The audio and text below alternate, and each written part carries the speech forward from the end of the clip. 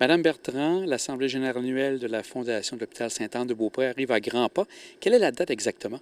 Alors oui, l'Assemblée générale annuelle est le 14 septembre à 16h30 à la salle communautaire de l'hôpital Sainte-Anne-de-Beaupré. Puis c'est la première fois depuis la pandémie qu'on va être en présentiel. Alors on est bien content de pouvoir avoir l'occasion de voir les administrateurs et les gens qui sont invités à venir assister à l'Assemblée générale en présentiel.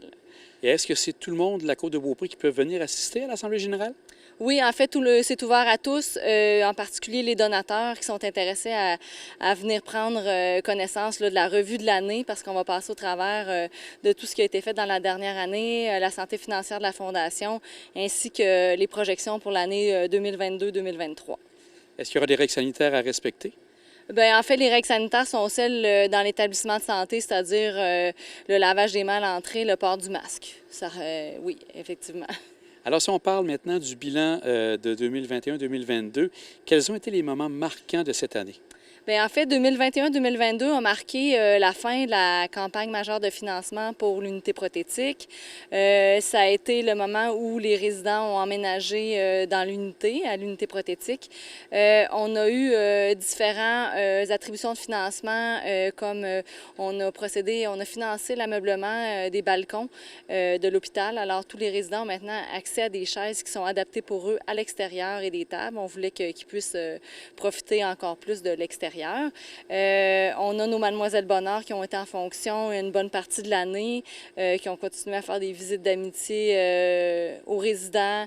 On a financé l'achat de matériel de divertissement pour les résidents de toutes les acabis là, pour aller chercher un peu de leurs intérêts. Ensuite de ça, on a eu aussi de l'attribution de financement pour l'urgence. On a du matériel médical qui a été attribué. Puis, ça ressemble un petit peu à ça, là, ce qui s'est passé durant la dernière année. Et je pense que c'était aussi une année de transition au niveau de la direction. Oui, effectivement, moi, je suis entrée en poste en décembre dernier.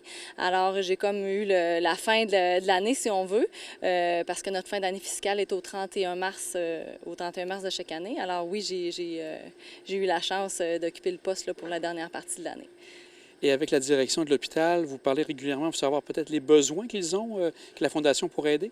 Oui, en fait, on a différents projets qui sont sur la table avec l'établissement, là, des projets qui sont un peu plus substantiels, si on peut dire. Ça va être dévoilé graduellement au courant de l'année. Puis, on a notre nouveau projet qu'on a mis sur pied dernièrement, c'est-à-dire le projet Rêvons ensemble. Je vais laisser ma collègue vous entretenir de ce sujet. Madame Leclerc, un projet super intéressant, Rêvons ensemble. C'est venu comment cette idée? Bien, c'est un projet qui est parti d'abord d'une demande qu'on a reçue d'un de nos administrateurs dans un conseil d'administration qui visait à venir en aide à quelqu'un qui est en fin de vie, qui recevait du soutien à domicile à la maison. Puis le CA a demander à ce qu'on mette en place un programme vraiment qui répondrait à des demandes comme ça. Donc, on a balisé tout ça, on a établi des critères d'admissibilité, puis de là est né le programme Rêvons ensemble, d'une demande qui se transforme en projet à plus grande échelle. Est-ce que ça doit être des gens qui vivent à l'hôpital Sainte-Anne ou ça peut être des gens qui ont les soins à domicile? Effectivement. Le projet vise à réaliser des rêves de personnes qui sont en soins palliatifs ici à l'hôpital. Ça peut être également pour des résidents du CHSLD. Puis ça va aussi viser la clientèle qui est en soutien à domicile. Donc, c'est quelqu'un qui a un lien avec l'hôpital, mais qui n'est pas nécessairement en soins palliatifs. Là, ça peut être vraiment quelqu'un comme un résident ici à l'hôpital. Et quel exemple de rêve on peut réaliser ici? Bien, ça peut être vraiment de toutes sortes, puis on a déjà commencé à réaliser quelques rêves, puis on le voit, là, ça va vraiment dans toutes les directions. On a réalisé, entre autres, le rêve d'une jeune femme qui est en soins palliatifs ici à l'hôpital, qui, au départ, désirait aller visiter un zoo. Comme ce n'était pas possible à cause de son état de santé, on a fait venir une activité de zoothérapie directement à sa chambre. Puis elle voulait également profiter d'un repas fondu avec sa famille. Donc, on a organisé tout ça. On a fait venir un traiteur, une décoratrice pour décorer le condo qui est aménagé ici à l'hôpital, le condo de la Fondation. Donc, on a mis tout en place pour elle, pour lui faire passer un beau moment. Sinon, on a des demandes pour des sorties, par exemple, des sorties au casino.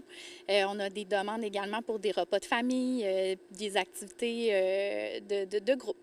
Donc, ça va vraiment dans toutes les directions. Les demandes sont analysées là, une par une, puis si on est dans la capacité financière de le faire, si on a les ressources pour le faire, puis si la santé de la personne le permet, bien, nous, on aide à la logistique puis au bon déroulement du rêve de la personne. Et là, vous avez combien de rêves de réaliser jusqu'à maintenant?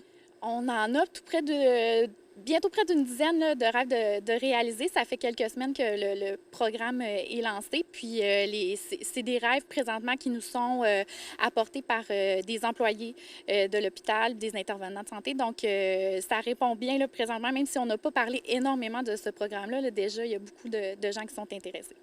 Et les gens qui souhaitent soumettre un rêve, est-ce qu'ils peuvent le faire? Comment ils font? Comment ça fonctionne? Il y a différentes façons de le faire. Moi, ce que je conseillerais, c'est d'aller voir sur notre site web. La démarche, elle est bien décrite. Sinon, vous pouvez passer nous voir aussi au bureau de la Fondation, nous contacter. Il faut, comme je le disais plus tôt, il faut que ça soit quelqu'un qui est relié à l'hôpital, soit un résident, quelqu'un qui reçoit des services.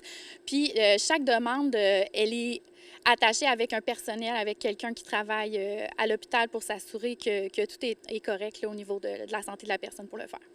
Pour faire un projet du genre, ça a sûrement besoin de financement. Comment ça fonctionne de ce côté? Effectivement, on a lancé il y a quelques semaines une campagne de financement pour ce programme-là en particulier. Puis déjà, la réponse de nos donateurs, elle est vraiment incroyable. Les gens sont super mobilisés, puis on invite les gens de la communauté à donner. Ils peuvent le faire par notre site Internet, ils peuvent le faire en nous contactant directement. Mais ce qu'on souhaite, en fait, c'est ramasser le plus de dons possible pour réaliser le plus de rêves possible et que ce programme-là revienne et soit récurrent à chaque année, puis qu'on en fasse vraiment un programme de la Fondation qui soit là pour du long terme. Est-ce que les gens peuvent donner des services aussi? Comment ça fonctionne pour vous?